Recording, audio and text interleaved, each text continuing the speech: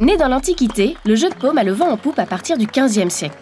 Ce jeu de raquette est l'ancêtre du tennis. À Versailles, Louis XIII fait construire pour son pavillon de chasse une salle de jeu de paume.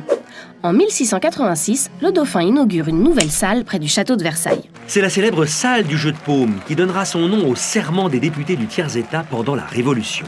Jusqu'au XVIIIe siècle, le jeu de paume est pratiqué par toutes les couches de la société. Il requiert adresse, force, réflexion et stratégie.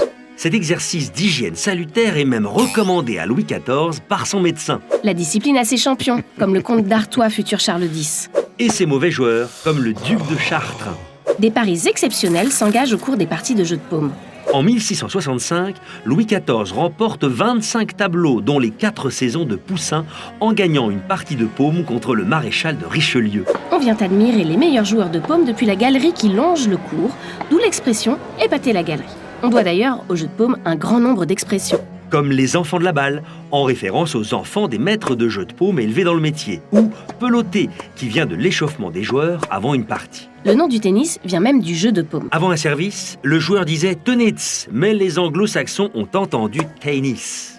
Le jeu de paume connaît un lent déclin à partir du XVIIIe siècle. Il n'y a plus que 12 salles à Paris à la veille de la Révolution. Contre 200 sous Henri IV. C'est en Angleterre que le jeu de paume trouve un nouvel essor au XIXe siècle en inspirant le squash, le badminton et le tennis. En 1874, le Britannique Wingfield invente un kit de jeu de paume portable. Il l'appelle le sphéristiqué ou art de la balle en grec. Grâce à ses règles simplifiées et une efficace stratégie commerciale, ce kit rencontre un tel succès qu'il détrône le très populaire croquet sur gazon.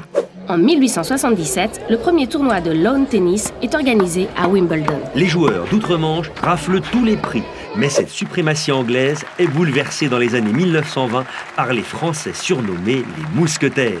Leur succès à la Coupe Davis est à l'origine de la création de Roland-Garros en 1928. Depuis, les internationaux de France sont les heureux héritiers du jeu de paume français, jeu des rois, roi des jeux.